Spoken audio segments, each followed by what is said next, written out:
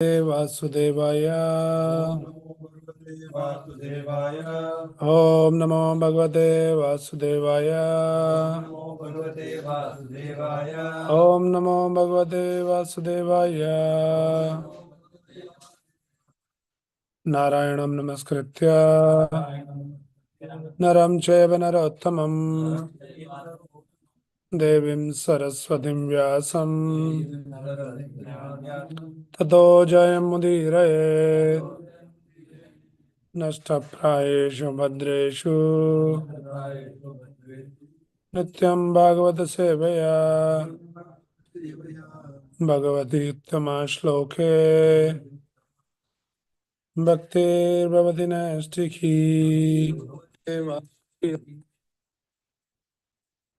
reading from Srimad Bhagavatam, Canto 1, Chapter 9, text number 35.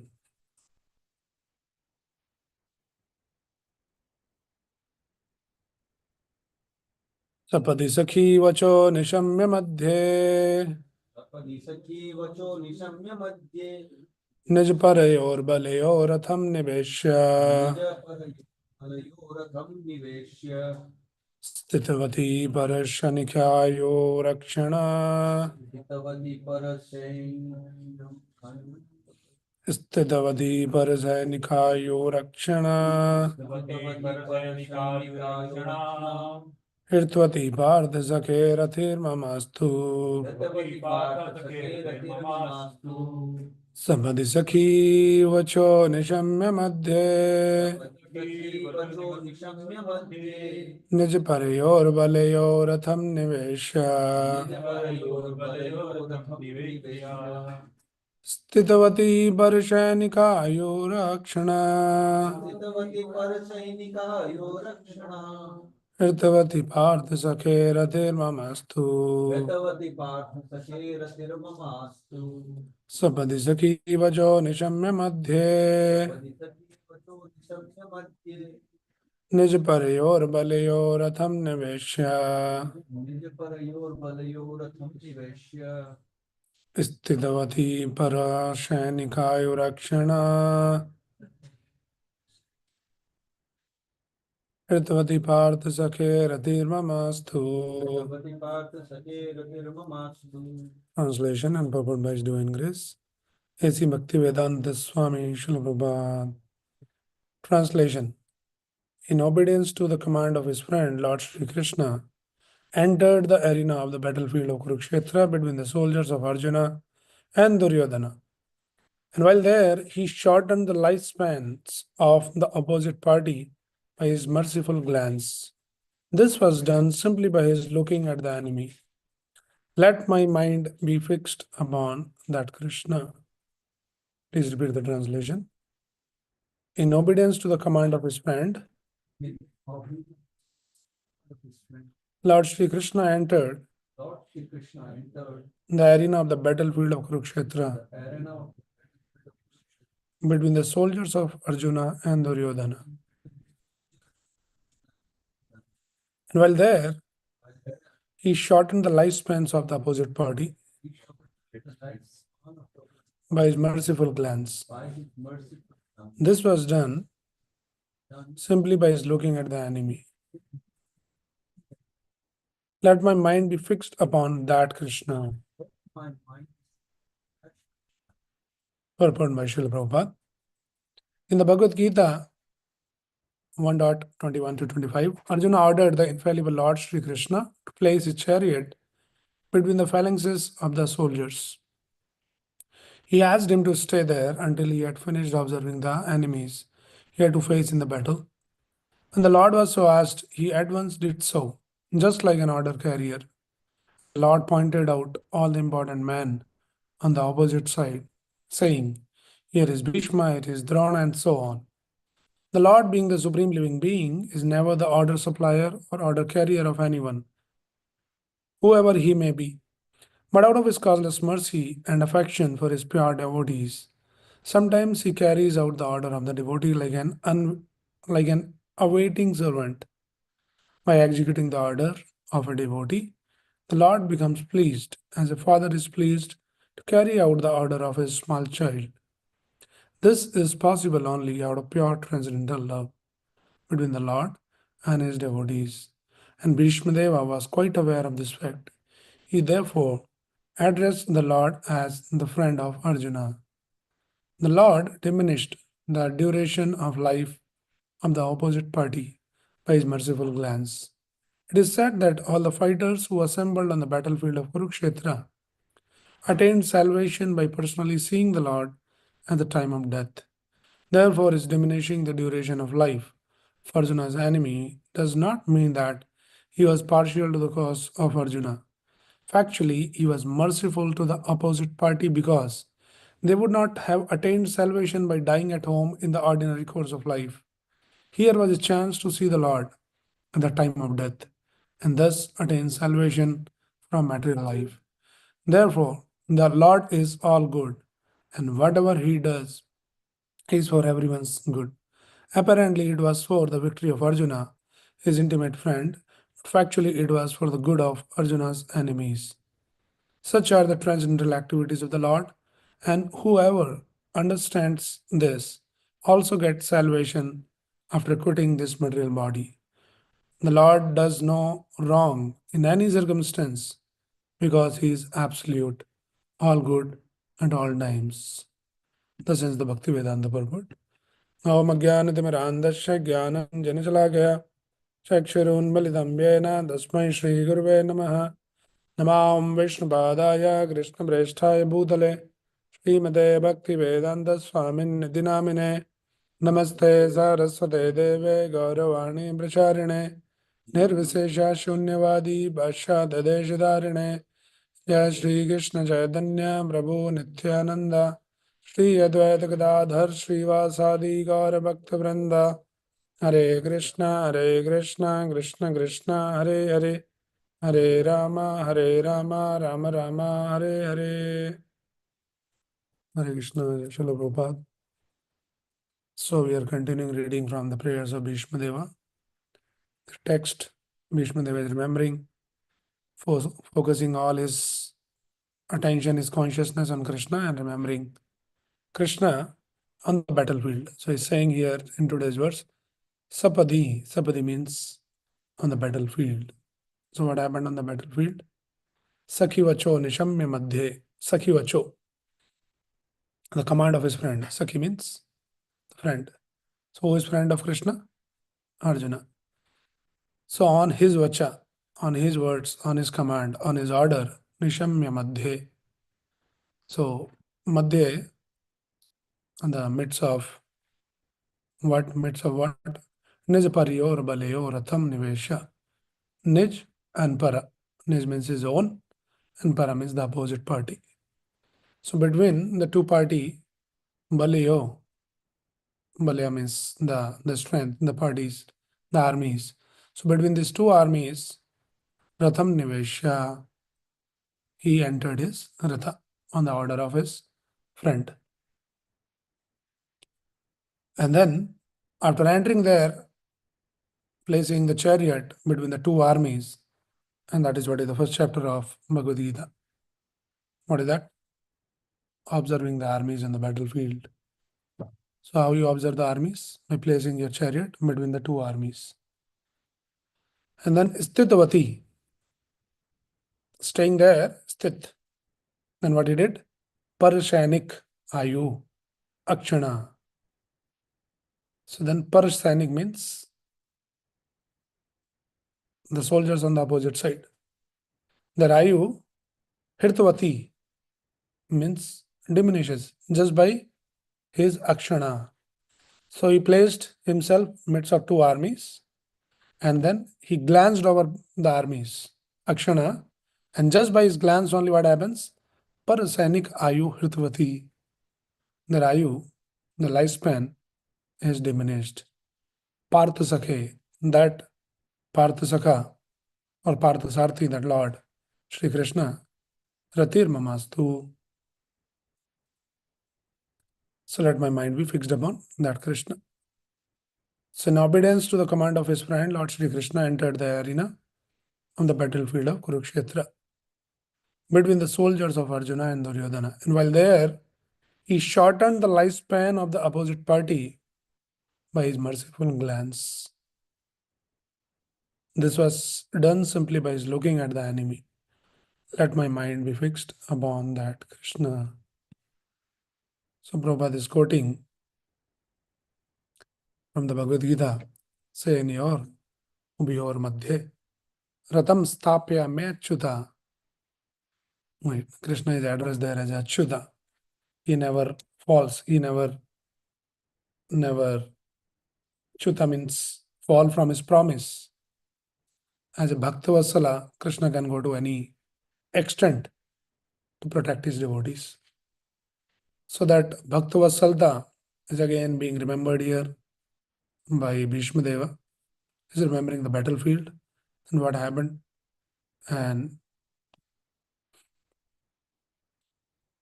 he becomes the order carrier, though his position is the Supreme Lord. But he chose to become the order carrier. That is Lord's Bhaktavasalta. So this feature of Krishna is a very important feature. In fact, Srimad Bhagavatam also, when Krishna's entry happens, what happens there? Krishna's entry happens only with this Bhaktavasalta. He shows his Bhaktavasalta. So here Bhishma Deva is remembering this, and Prabhupada is writing here. Sometimes he carries out the order of the devotees like an awaiting servant by executing the order of a devotee. The Lord becomes pleased as a father is pleased to carry out the order of the small child. So this is the relation between the Lord and his devotee. What is that relation? This is possible only out of pure transcendental love between the Lord and his devotees. So when somebody is situated in that pure transcendental love, then there's no consideration of the position.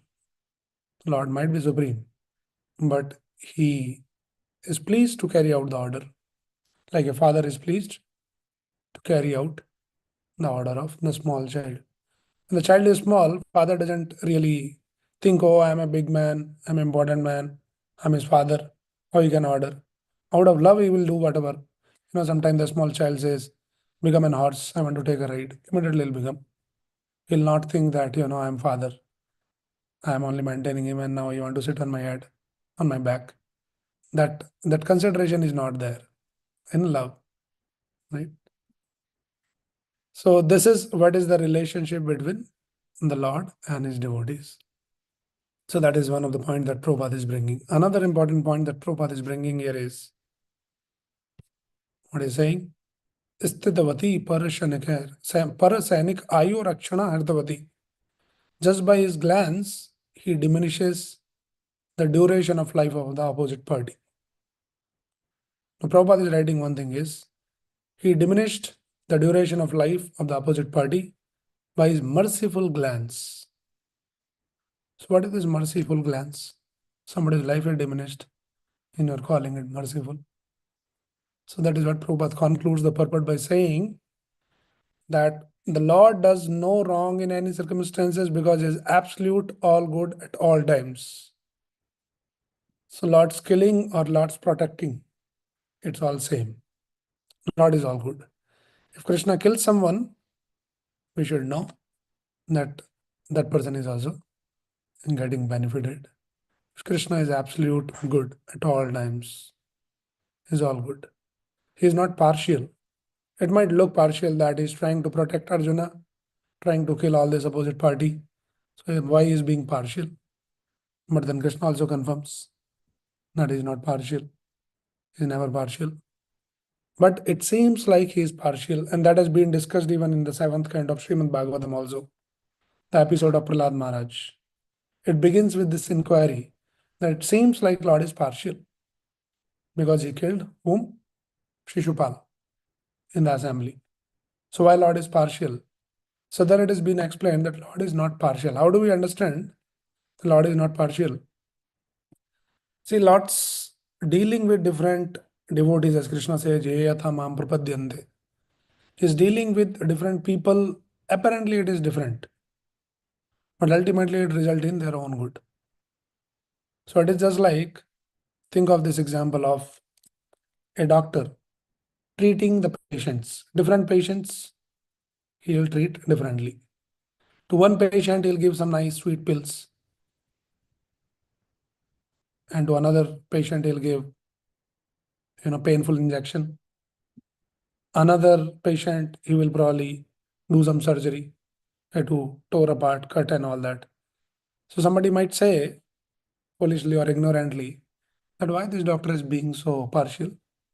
Somebody he just cut into, and he's doing the surgery. Somebody is poking the sharp needle. Another person, because he's partial, giving some sweet pill. So we should understand from this example that different, they say, that different different courses for different horses. So different people has to be treated differently. So if somebody is a demon has to be treated in a different way. So sometimes Lord kills the demon by killing them, they get benefited for their own good. And so demons are benefited by Krishna's killing, and the devotees are benefited by Krishna serving Krishna. But Prabhupada is bringing the point that Lord is never partial. He's always all good, absolute good in all times. So this is a very important point. So in fact, we also might face some situation in our life that we are all practicing Krishna consciousness. Some devotees are happily situated, nicely, everything is going good. For some devotees, there might be some challenging situations they might be going through, they might be facing. And sometime a devotee out of whatever immature understanding might question the process itself. Or he can challenge Krishna that Krishna, I'm trying to become your devotee. And still, so many problems, why you're not helping me? So we should understand that Krishna's help doesn't come the way we want it to come. Krishna's help comes in a very dynamic way. And Krishna knows what is best for this devotee this time. Maybe the surgery is the best treatment for him. So I want to do the surgery. It might be painful. So sometime when devotee goes through some painful situation, we should understand that is also Krishna's treatment to cure the disease. Because we sometimes don't understand that how intense or how severe that disease is. So sometimes Krishna has to take a little hard course to cure the disease. But we should always remember and remind again and again and reinforce this concept that in Krishna is absolute good. Prabhupada is saying in all circumstances, no matter what we are going through in Krishna consciousness. So far, we are Krishna conscious, we are remembering Krishna, we're dependent on Krishna. We should have that faith that Krishna is all good. So-called challenging situation is also good for me.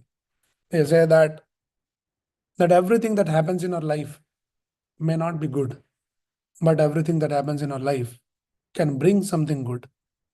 So that is the understanding of a devotee. Externally speaking, somebody might be going through some health issues or some other issues. It may not be good. We may not appreciate, but something good can come out of this. If we are truly Krishna conscious, we understand the philosophy of Krishna consciousness. So this is the understanding here. Okay. Another point that also very, very carefully we should note here is the Lord diminished the duration of life of the opposite party by his merciful glance. Why? Why Lord did that? He diminished the life. So actually, now this is very interesting to note that Krishna already decided that all of these people, those who are assembled here for fighting, has to be killed. They'll be vanished. Right? And Krishna confirmed that. Where he confirmed that? Anybody remembers? In Bhagavad Gita? Why did Krishna confirm that? Yes, in the universal form, 11th chapter. He showed everything. What will happen? He showed the future. Now all these people, those who have assembled here, they were entering into the mouth of that Kala Rupa, Gora Rupa, and they're turning into the powder, churn them into the powder. So he showed already, because Arjuna was becoming little, you know, he was hesitant to fight. He says, whether you fight or you don't fight, I already decided to kill them. So your fighting is just, I want to give you the credit. That is Lord's intention only. Otherwise, they're already killed. So it is confirmed here. Krishna says in the Bhagavad Gita 11th chapter, 32 words, Sri Bhagavana Vacha Kalosmi Lokakshaya Krita Pravraddo Lokan Samarthum Miha Pravartha Nitepi Twam Nam Avishyanti Sarve Yevastita Pratyanikeshu Yodaha. So the blessed Lord said, time I am, destroyer of the worlds, and I come to engage all people. With the exception of you, the Pandavas, all the soldiers here on both sides will be slain. So it's already declared, except you 5 Pandavas, everyone will be finished here on the battlefield. So that is the declaration. And then Krishna says, Tasmat Tamutsta Yasho Lavashva Jitva Shatrum Bhungshava Rajyam Samraddham Mayevaite Nihitam Purvameva Nimitta Matram Bhavasavya Sachin. So Krishna says, Tasmat Tvam Uttishta Yasho Lavashva. Therefore, since I already decided that they all will be slain except you 5 Pandavas, therefore, Tvam Uttishta, you get up, and Yasho Lavashva, and then attain the Yash. I want to give you the credit, right? And you should become Nimitta Matram Bhavasavya Sachin. You just become an instrument. Whatever has to happen, it will happen. You cannot change. So don't worry. You just do the duty, follow my instruction. Right? And who will be killed? Krishna confirmed. Dronam cha Bhishmam cha Jayadratham cha Karnam tathanyam abhiyoda viran Maya hatam stvam jahi ma vyatistha yudyasva ranay sapatnam. So what Lord says? All the great warriors, Dronam cha Bhishmam cha Jayaratham, Karna, Drona, Bhishma, Jayadratha, Karna are already destroyed. Simply fight and you will vanquish your enemies. Krishna already gave the declaration. All these great fighters, Bhishma, Drona, Jayadratha, Karna, everybody will be finished here on this battlefield. Now, why they will be finished? Why Krishna decided to kill them? This is very important to understand here. Right. Okay. So one thing that we are understanding here is Lord has his own plan that who will be killed, who will be saved, and he want to give the credit to his devotee. And who is the devotee? Who carry out the plan according to the Lord's desire. Right, so Prabhupada writes in the purport, the plans of the Supreme Personality of Godhead are understood by his mercy, and the plans of the devotees are as good as his plans. One should follow such plans and be victorious in the struggle of our existence. So what we have to do is, we shouldn't just go by plan of the Lord. Understand, and whatever is happening in my life, it is just the plan of the Lord. So let me just follow, do my duty, and just be dependent on Krishna, and then you will be victorious in the struggle for existence. So this is one. Another important that I want to bring here in today's discussion, we'll spend some time to understand this. Why Krishna decided to kill these people? Bhishma, Drona, Karna, Jayadratha. The reason is here.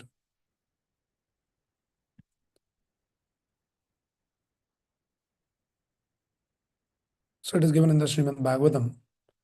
Even in the 8th chapter, the prayers of Kunti Maharani, one of the verses in the chapter comes is this. The clever Duryodhana and his party cunningly usurped the kingdom of Yudhishthir, who had no enemy. Sadhitva Ajatashatru Swam Rajyam Kitver Hirtam. Yudhishthir Maharaj is Ajatashatru. He has no enemies. Such a nice person. But then Duryodhana and party usurped the kingdom of Yudhishthir. By the grace of the Lord, the recovery was executed, and the unscrupulous kings who joined with Duryodhana were killed by him. Others also died, their duration of life having decreased for their rough handling of the hair of Queen Draupadi. Here is the reason given. Why Lord killed? They lost the duration. They died untimely. Why? Because of the rough handling of the hair of Queen Draupadi. So two things. Draupadi, the Prabhupada writes here, to insult a chaste woman means to bring about disaster in the duration of life. Dusasan, a brother of Duryodhana, insulted Draupadi, an idle chaste lady, and therefore the miscreants died untimely. These are some of the stringent laws of the Lord. So insulting a chaste lady, and that also Draupadi. Draupadi is not only just a chaste lady, but she is also a great devotee of the Lord. So insulting a great devotee, offending a great devotee, Lord doesn't tolerate all that. So he decided, you did this, you had to die. And Krishna confirms here. I'll read another verse here. It was he only who loosened the hair of all the wives of the miscreants. So this is Arjuna is remembering Krishna. And this is in the 15th chapter of Bhagavatam. At this point, Krishna already left the world, and then Arjuna and all the Pandavas, they're feeling separation. They're so morose, and then that separation, they're remembering that, oh, when Krishna was there, he did this for us, he did that. So one of the remembrance, one of the episode that Arjuna is remembering is he's saying it was he means Krishna only, he only who loosened the hair of all the wives of the miscreants who dared open the cluster of your queen's hair, which had been nicely dressed and sanctified for the great Rajasuya sacrificial ceremony. At that time, she fell down at the feet of Lord Krishna with tears in her eyes. So Prabhupada is writing here in the purport, Queen Draupadi had a beautiful bunch of hair which was sanctified in the ceremonial function of Rajasuya Yagya. But when she was lost in a bet, Dusashan touched her glorified hair to insult her. Draupadi then fell down at the lotus feet of Lord Krishna, and Lord Krishna decided that all the wives of Dusashan and company should have their hair loosened as a result of the battle of Kurukshetra. So at that point only it was decided what will happen. That who hair lose their hair. Meaning in those times, in the Vedic times, the loose hair is a sign of a widow whose husband is died. Unfortunately, in modern age, like practically people this think this is like a fashion, a sign of the beautiful hair. But the Shastra explains like that. So Krishna decided that you touched her hair, then the result of that is all your wives will has to lose their hair. So this was decided that time. Thus, after the battle of Kurukshetra, after all the sons and grandsons of Dhritarashtra died in battle, all the wives of the family were obliged to loosen their hair as widows. In other words, all the wives of the Kuru family became widows because of Dusashanas insulting a great devotee of the Lord. This is the point to understand here. If a devotee is insulted, then in what ugly form the reaction, the consequences we have to face is very, very disastrous. So one should be very, very careful. The Lord can tolerate insult upon himself by any miscreant, because the Father tolerates even insult from the Son, but he never tolerates insults upon his devotees. By insulting a great soul, one has to forego all the results of pious acts and benedictions also. So very, very powerful instruction. We should be very careful. And devotees has to be especially extra conscious. So for outside people, offending a Vaishnava, chance is very, very less, because they don't associate with the Vaishnavas only. They are in their own world, Karmi world. Where is the Vaishnava there? But we are constantly 24/7 surrounded by devotees, the Vaishnavas, and we have to deal with them. And sometimes, if we are not careful, our consciousness is not up to the mark, then we start judging, committing, passing some comments, finding faults. Now, all those things will happen invariably if we are not careful. So look at this person, he did that, she did that. Now that because are always dealing and surrounded by the devotees. So our situation in that context is very, very, uh, what do you say, very delicate. We have to be very careful that even by mistake also, we should not commit an offense to a Vaishnava. By manasa, vacha or karmana. See, karmana generally we don't do because we have some etiquettes. Like you don't go and fight with someone, like really hitting someone, and this verbal fight also may not happen that often. Sometimes somebody reach the extreme, then they can get into some argument and shouting each other and all that can happen. But manasa can happen very easily. In the mind, oh, he's like that, she's like that. So one should be very watchful of our own mind, that what's going on. And where I look upon, my mind always goes into seeing somebody's faults, somebody's shortcomings. Point is, nobody's claiming here that we are all perfect. So we are all trying to get better and get refined and become a better and better devotee. So nobody's claiming that we are perfect. We all understand theoretically that all of us have some faults, some shortcomings. But a mature devotee should understand, he should decide that where should I look? Shall I always look for the faults? To said in Kali Yuga, finding fault in someone is like finding fault. Sorry, finding fault in someone means finding water in the ocean. Is it difficult? Finding water in the ocean? All around you see is water only in the ocean. That is what says Kalau Dosh Nidhe Rajan. Kali Yuga is Dosh Nidhi, the ocean of faults. Kali Yuga is like that. So if somebody says, no, I have to see the faults only, then there is endless faults. You can go on seeing the faults. But the maturity is, or the Krishna consciousness is, amidst of all the fault, we can find just one good quality in a devotee and then appreciate for that. And then feel inspired that, okay, I also want to develop this good quality. Fault, everybody is faulty here, right? So this is a very important thing. So by insulting a great soul, one has to forego all the results of pious acts. See, sometimes very casually, very loosely, we talk about some other devotees, some negative things. We are sitting, like, some devotees are sitting. Hey, he said like that, she said like that, sitting at home and just backbiting someone and talking all these bogus things, committing offenses. That will result in, we may not know, but Shastra says one has to forego all the results of pious acts and benedictions also. Everything will be taken away. So some little bit piety we are just trying to accumulate by doing some seva, some tapasya, something little bit, and that will just go in vain, just by sitting and talking loosely about some devotee. So one should be very, very careful that we should not get into the trap of developing this habit of talking negative or insulting devotees by our words or in our mind also. Equally disastrous, right?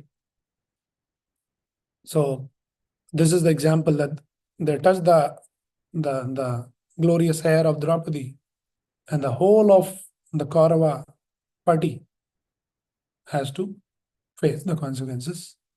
In fact, another example we can think of is this: Ravana touched the Sita with a bad intention. And Mandodari was very thoughtful. She warned Ravana that Sita is a chaste lady. Better you just go back and drop her there. Don't do this, otherwise you have to face the consequences. But he was so blinded by his lust and his arrogance that he did not pay any attention to that good counsel. And then he has to face the consequences. His family, his entire Lanka was burned to ashes. So this is the result of offending a Vaishnava, knowingly or unknowingly. Especially when it comes to, the advanced Vaishnavas. Of course, Draupadi and Mother Sita, they're all great devotees. So then it is very, very dangerous. Right? There's another verse that Bhagavatam explains what happens. Somebody commit an offense to a Vaishnava or insult a Vaishnava. It is coming in the same chapter only. Say it was he only who withdrew the duration of life from everyone, and who, in the battlefield, withdrew the speculative power and strength of enthusiasm from the great military phalanx made by the Kauravas, headed by Bhishma, Karna, Drona, Salya, etc. Their arrangement was expert and more than adequate, but Lord Sri Krishna, while going forward, did all this. So Arjuna is remembering all this. So what is saying? Agre charo mama bibho rat yuthapanam ayur manamsi chadrashta saha ajo arajachat. So what is saying? Just because they insulted the Vaishnavas, even the Pandavas are also great devotees. And they're trying to conspire against the Pandavas. And because of that, Lord has taken away what? Their ayu. The life is taken away. That would die untimely. And manamsi, their intelligence is taken away. They can't think what is right and what is wrong. And then ajo. Ajo means their strength. So, like that, if somebody commits an offense to a devotee, to lose our pious credits or IU or intelligence or our oja. Oja means the effulgence. Sometimes, we are very effulgent, like nice person and all that. Suddenly, we will become something else, you know, downgraded. So, one should be very, very carefully here. So, Prabhupada writes, if one commits Vaishnava Aparadh, all of his progress in devotional service will be checked even though one is very much advanced in devotional service. If he commits offense at the feet of a Vaishnava, his advancement is all spoiled. We have many examples. Let us remember some of the examples. What are the examples comes to your mind? Yeah, Sobri Muni's example is given in the scriptures that he fell down. Why he fell down? Because he had the background history. He one time checked the plan of Garudev. He wanted to eat a fish and then the Sobri Muni gave the shelter to that fish and he kind of disturb the plan of Garuda, who is a personal carrier of the Lord and great devotee. So he committed that offense and he has to fall down. Another example is Durvasha Muni. Durvasha Muni offended Namrish Maharaj. For that, he has to run for entire 1 year to protect his life. He's running top to bottom. But you said another example? Lord Brahma. Yes, he also committed a mistake by testing the Lord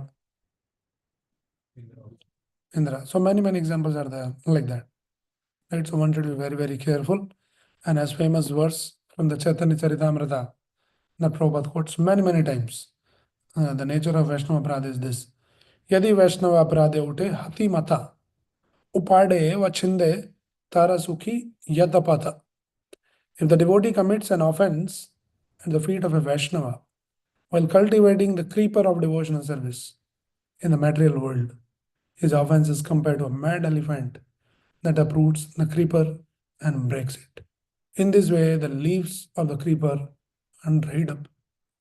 So this is what is the consequences of insulting a devotee, committing an offense to a devotee, right?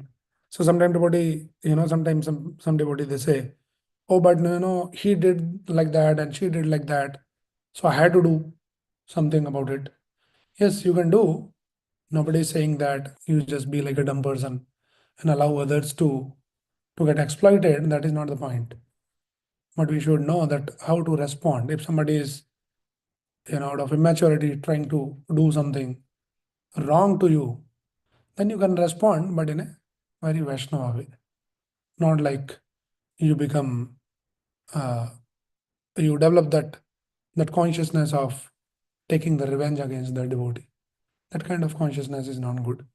So one should be very, very careful. And then also another thing we should remember, if somebody did something wrong to me, still it doesn't give me the license to commit an offense to another devotee. He might be immature devotee. He may not know like how to deal with the Vaishnavas. So just because he did something wrong, and then in response, I should also become like him. This is foolishness. That person is immature, he doesn't know how to behave. And then I should also become like that person. I also teach him a lesson. I'll also do the same thing. Such a foolish, understanding it is. So sometimes all this kind of mentalities, this kind of consciousness comes in a devotee community if we are not careful. So we should read this, instruction, and we read the scriptures, and then also very submissively, humbly try to accept these instructions, not to just keep justifying our stand. Oh no, what I'm thinking is correct only. She did like that, he did like that, I also will do like that. Why should I keep quiet? Now that is not a Vaishnava behavior.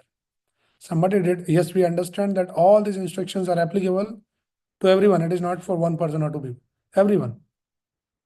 But there people, those who are immature, they don't know, they do the mistake. But we can behave maturely. That is the point. So one should be very, very careful here. So here, Bhishma Deva is remembering Krishna, Stitavati Parashani Kayu Rakshana Hritavati, just by his glance. And that glance is said here as merciful glance. So we discussed that why it is merciful. Because Krishna is absolute good in all circumstances. His killing is also all good. Right? So by his merciful glance, he took away their age. The parasanic ayu hritvati, he diminishes their lifespan. Why? Because these people insulted Pandavas, they insulted Draupadi, and then Krishna cannot tolerate this insult. So he decided that they had to die. Their wife has to face the consequences, and their entire family has to face the consequences. Like that. So just to summarize today's discussion, we talked about 2-3 points here. One point is Krishna's Bhakta Vasalta, that how Krishna is always, look for the opportunity to serve the devotee. He awaits the opportunity to act like a order carrier. So that is Krishna the Bhakta Vasalta.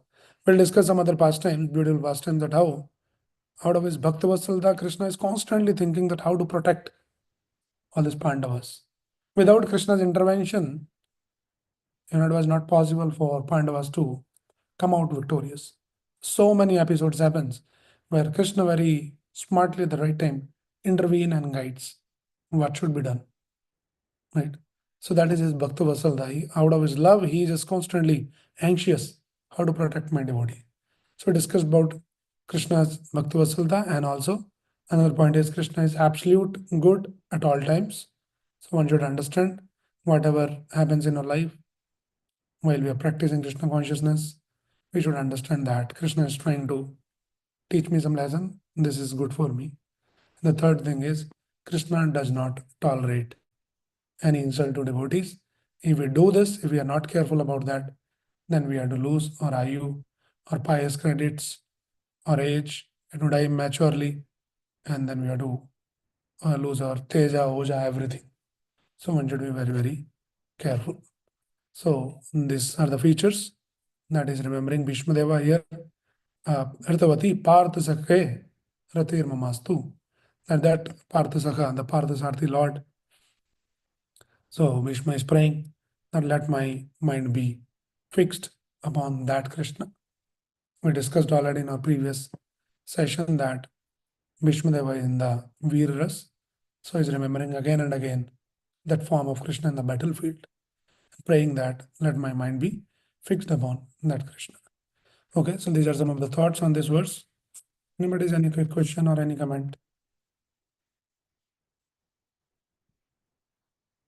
Okay, so I'll stop here. Grandhara Srimad Bhagavatam ki Jai, Srila Prabhupada.